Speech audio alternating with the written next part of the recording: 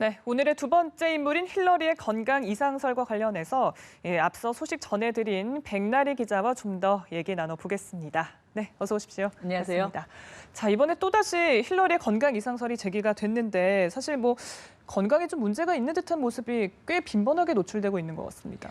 네, 사실은 힐러리 클린턴이 2012년에 국무장관으로 재직을 할 때 그때 네. 뇌진탕을 일으킨 적이 있습니다. 그때 바이러스성 장염에 걸려서 잠깐 실신을 했는데 그때 쓰러지면서 어딘가에 부딪혀서 그게 뇌진탕을 일으키게 된 거예요. 그때 네. 한 달 동안 업무를 보지 못했습니다. 클린턴으로서는 사실 이게 약간 아킬레스건이었거든요. 건강에 문제가 있어서 더 중요한 일을 수행할 수 없는 거 아니냐 이런 의혹들이 그때부터 계속 제기가 되었고요. 네. 그래서 그게 많이 부담이 됐었는지 지난달에 텔레비전 토크쇼에 나와서 그 병을 따는 그 시범들을 보이면서 내가 이렇게 건강하다 이런 네. 모습들을 과시하기도 했었는데요.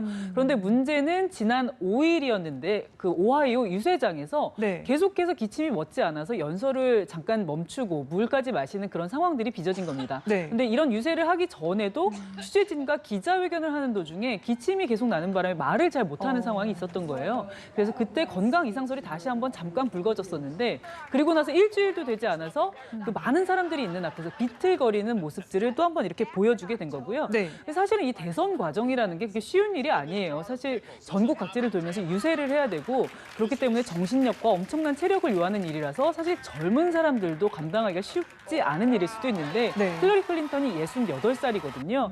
그래서 사실 이런 상황들이 피로 누적에 따른 일시적인 현상일 수도 있지만 지금 말씀하신 것처럼 이렇게 빈번하게 건강에 이상이 있는 듯한 모습이 노출이 되다 보니까 네. 아 정말 문제가 있는 거 아니냐, 좀 심각한 거 아니냐 이런 의구심이 증폭이 되고 있는 거죠. 네, 말씀처럼 미국 대륙이 워낙 넓다 보니까 그렇죠. 그 일정을 소화하는 게 쉽지는 않을 것 같은데 근데 저희가 휘청거리는 영상을 보면요. 주위에 있던 경호원들이 굉장히 침착하게 대응을 하고 있어서 혹시 노출되지 않았을 뿐이지 과거에도 이런 경우가 좀 몇 차례 있지 않았을까 그런 가능성도 좀 생각해 볼 수 있을 것 같아요. 그러니까 상식적으로 생각을 해본다면 만약에 이게 처음 있는 일이라면 네. 경호원들이라도 굉장히 당황할 만해요. 허둥거리면서 힐러리 클린턴을 부축하고 이런 상황들이 벌어졌을 텐데 영상에서 보셔서 아시겠지만 경호원들이 굉장히 침착하거든요. 네. 그리고 이 카메라에 힐러리가 노출되지 않도록 이렇게 슥 다가와서 가려주는 맞습니다. 모습들도 네. 보여주고 있고요. 그래서 카메라가 없을 때도 이런 일들이 일어나서 경호원들이 좀 사전에 인지가 됐던 것 아니냐 이런 짐작들도 해볼 수 있는 부분이 있습니다. 네. 그래서 머지않은 시점에 만약에 힐러리가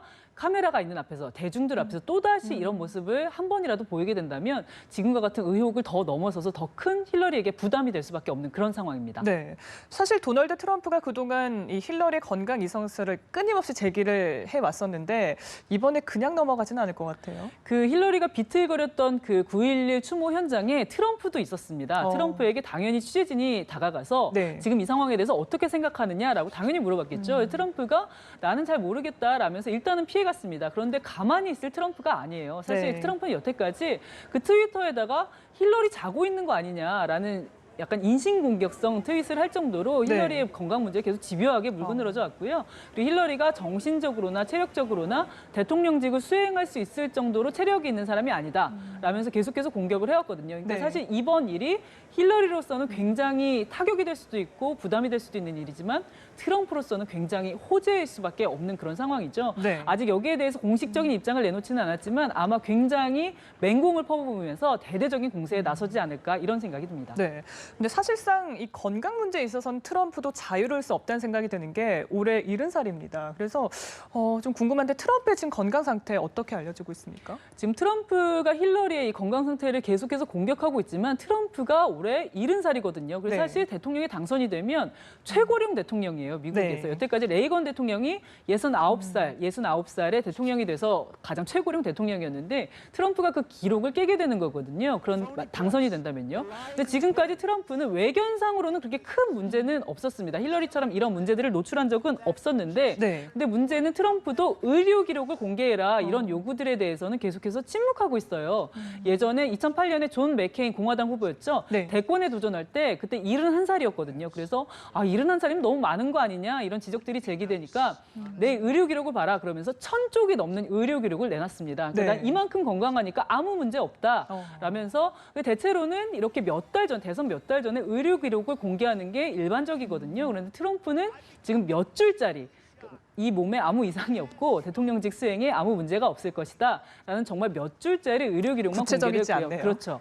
힐러리도 마찬가지예요. 트럼프보다는 조금 낫긴 한데 네. 2장짜리. 그러니까 나도 괜찮다라는 2장짜리 의료 기록을 공개해서 예전의 네. 대선 후보들에 비하면 굉장히 구체적인 부분들을 좀 숨기고 있거든요. 그래서 지금 미국에서는 힐러리의 이번 사건들을 이제 토대로 해서 의료 기록을 이제 전부 공개하자. 공개해서 정말 다 건강한 것인지 한번 따져보자. 이런 압박들이 일어나고 있다고 합니다. 그렇군요.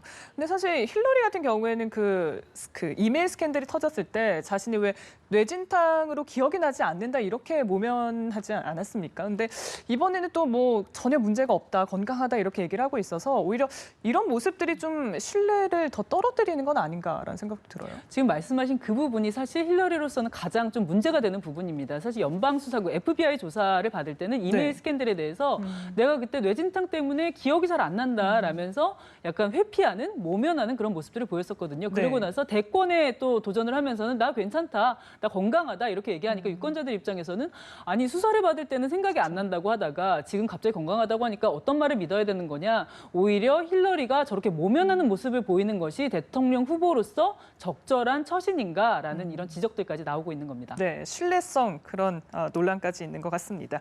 자, 이제 미국 대선이 50일 정도밖에 남지 않았는데 아무래도 이 건강 문제가 최대 쟁점이 될 것 같습니다. 지금 이 건강 문제가 최대 쟁점으로 급부상해버렸습니다. 이 네. 힐러리의 모습이 정말 영상을 통해서 전 국민에게 공개가 된 것이거든요. 그렇죠. 트럼프로서는 이번 문제를 정말 그냥 넘어가지 않을 거예요. 이 의혹을 더욱 부풀리는데 아마 주력을 할 것이고요. 네. 힐러리로서는 이 건강 이상설을 차단하는데 아마 이 캠프가 비상이 걸렸을 겁니다.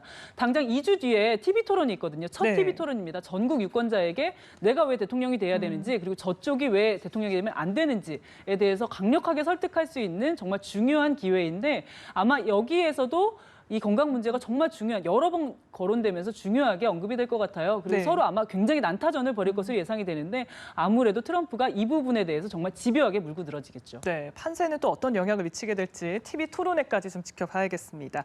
자, 저희가 끝으로 여쭙고 싶은 게 혹시 모를 그 최악의 상황을 좀 가정을 한다면 혹시 뭐 버니 샌더스 상원 의원이 대신해서 대선에 나갈 그럴 가능성까지 있을까요?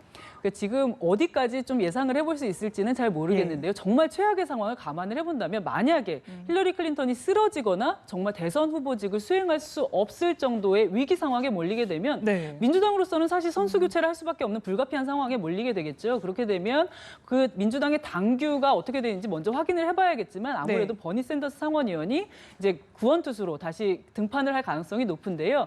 그런데 사실 이게 민주당으로서도 이 모든 선수 교체 작업들과 그 들어가는 시간과 비용과 절차와 이 모든 것들이 있고 이 대선이 50일밖에 남지 않았거든요. 그렇기 때문에 이런 상황이 발생하는 게 민주당으로서는 정말 최악의 상황이 될 수밖에 없으리라는 전망이 나오고 있습니다. 네, 2달도 남지 않았는데 정말 판세가 안개 속이어서 좀 끝까지 지켜봐야 될 것 같습니다. 자, 오늘 백나리 기자와 미국 대선 이슈 짚어봤습니다. 고맙습니다.